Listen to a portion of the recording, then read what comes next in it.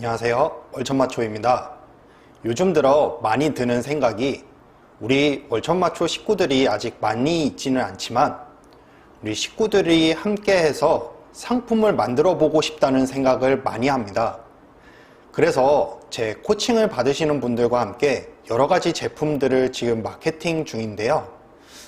혼자 골방에서 제품을 올리고 나도 모르는 상품을 CS 처리하면서 정말 스트레스도 많이 받고 짜증날 때도 한두 번이 아니었는데, 이렇게 한 울타리에 모인 식구들과 같이 함께하며 느끼는 것은 정말 행복하고 즐거움이 이런 거구나 라는 생각을 요즘 많이 합니다.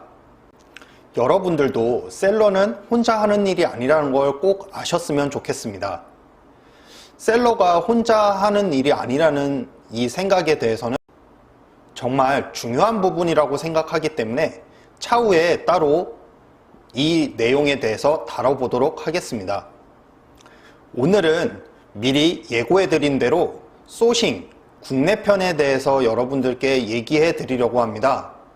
그 첫 번째 시간으로 소싱 어렵지 않아요 라는 주제로 얘기를 시작해 보겠습니다. 여러분들은 소싱에 대해서 어떻게 생각하시나요? 그리고 어떻게 해야 좋은 소싱을 하는 거라고 생각하시나요? 저는 무엇을 소싱하든지 먼저 대카테고리를 정하고 시작합니다. 즉, 무엇을 팔 거니에 대해 먼저 정하기 위해서 그 무엇에 대한 큰 덩어리부터 생각합니다.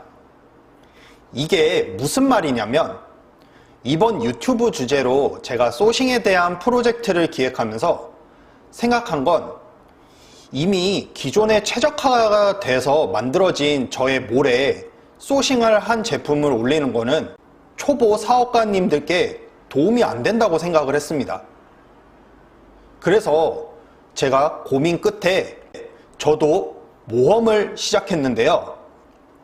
성공을 할지 실패를 할지는 저도 모르지만 성공이든 실패든 나름의 의미가 있겠다는 생각으로 저도 새로운 스마트 스토어 계정을 만들었습니다.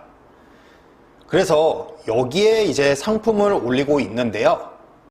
국내와 해외 두 가지 소싱을 모두 담을 수 있는 카테고리를 어떤 걸 하면 좋을까 라고 고민을 많이 하던 와중에 제가 정한 건 바로 키친이었습니다. 국내에서는 소상공인분들의 진짜 좋은 건강한 먹거리들을 소싱을 하고, 해외에서는 품질 좋은 공장을 찾아서 주방용품을 소싱을 해서 하나의 몰에 같이 담으면 연관성도 있고 좋겠다라는 생각을 했죠. 자, 그럼 다시 주제로 돌아가서 무엇을 팔 거니, 즉 카테고리를 어떻게 정할까에 대해서 다시 말씀을 드리도록 하겠습니다. 여러분, 사실 카테고리를 정하는 거는 어렵게 생각하실 게 없습니다. 저야 지금 해외 국내 소싱 전부를 보여드려야 하는 입장이라 무언가 컨셉을 잡기가 굉장히 난해했지만 여러분들은 안 그러셔도 된다는 겁니다. 즉, 주제를 먼저 잡으면 되는데요. 지금 생각나는 것만 해도 스포츠, 자동차, 패션 의류, 잡화, 리빙용품, 주방용품, 캠핑, 이런 거 등등 수많은 주제들이 있을 텐데, 이런 일단 큰 덩어리의 주제만 정하면 그 다음은 매우 쉬워집니다. 그 주제에 맞는 상품들, 즉 키워드만 찾아서 상품을 등록하면 되니까요. 예를 들면 캠핑이라는 제가 주제를 정했다면 그 주제 속에서 키워드를 찾아내면 됩니다.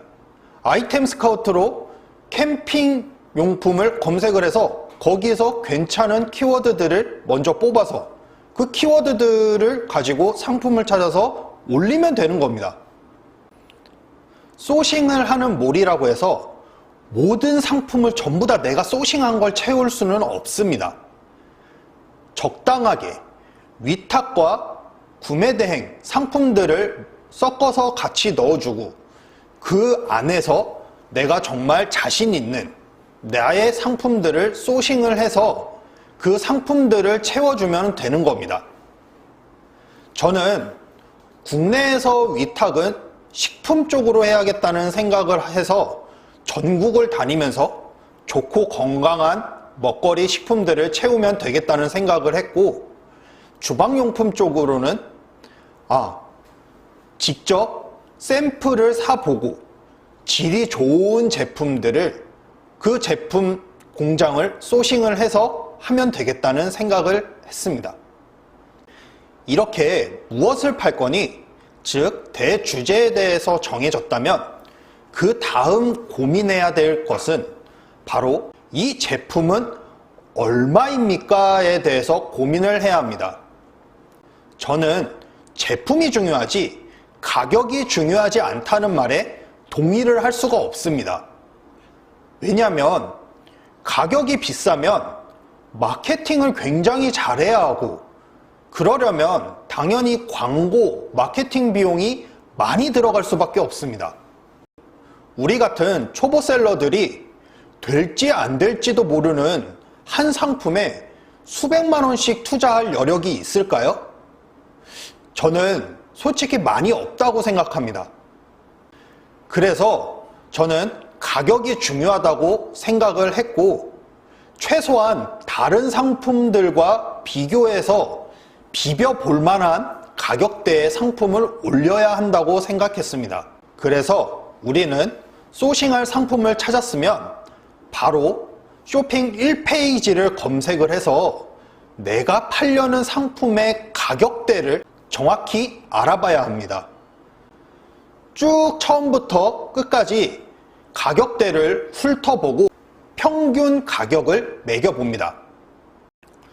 이렇게 해서 내가 팔려고 하는 상품의 가격대까지 정해졌다면 그 다음에 해야 될 마지막 세 번째는 어떻게 팔까를 고민을 해야 합니다. 세 번째를 말씀드리기 전에 여러분들께 꼭 드리고 싶은 말씀이 있습니다. 여러분, 소싱을 한 상품은 분명히 마케팅과 광고 비용을 지불해서 내 상품을 홍보하고 알려야 합니다.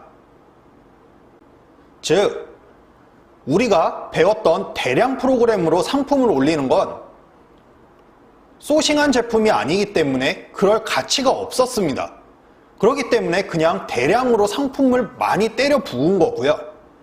이건 반대로 내가 정확하게 타겟을 정하고 그걸 소싱을 해서 지금 고객들에게 파는 거기 때문에 이럴 때는 당연히 내 상품을 홍보를 해야 되고, 그러려면 돈을 들여서 광고 비용을 지불을 해야 합니다.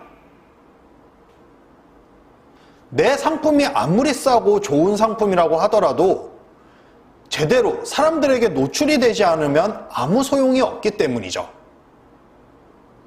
즉, 우리는 소싱을 한 제품은 반드시 마케팅 비용을 지불하고 홍보를 한다는 것입니다. 이것에 대한 방법적인 것은 마케팅 업체를 고용하는 방법도 있고, 내가 직접 상품을 마케팅을 하는 방법도 있습니다. 내가 소싱한 상품을 지인 찬스를 사용해서 리뷰도 달아달라고 하고, 내가 직접 써보고 사진을 찍어서 블로그에 올리거나 그 사진들을 주고 블로거들을 직접 모집을 해서 작성을 해달라고 하면 됩니다. 셀러오션이라는 카페에 들어가 보시면 이런 걸 대행해 주시는 분들이 굉장히 많습니다. 잘 알아보고 하셔야 하는데요. 덜컥 마케팅 회사랑 계약을 하고 돈만 쓰고 실제로 홍보 효과도 없는 경우가 아주 많습니다. 저도 당해봐서 잘 압니다. 내가 마케팅 회사에 대해서 잘 모른다면 차라리 업체는 그냥 피하세요. 챕터 3 소싱한 상품 등록하기에서 마케팅을 하는 방법에 대해서는 조금 더 자세하게 다뤄보겠습니다. 소싱을 잘하기 위한 3가지 원칙에는 첫 번째, 무엇을 팔 건지 분명한 대카테고리를 정해야 합니다. 두 번째, 1페이지를 보고 그 제품의 판매 가격대를 정해야 합니다. 세 번째로, 어떻게 팔지 마케팅할 방법을 먼저 찾아봐야 합니다.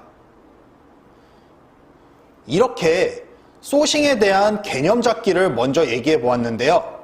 개념을 잡았으니 다음 시간에는 진짜 제품을 찾는 방법, 즉 제품이 좋으면 자신감이 생긴다 라는 주제로 얘기해 보겠습니다.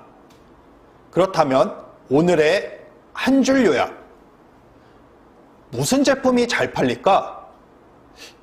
이런 고민을 하기 전에 무슨 제품군을 팔지 왁구부터 짜보자. 이상 월천마초였습니다. 감사합니다.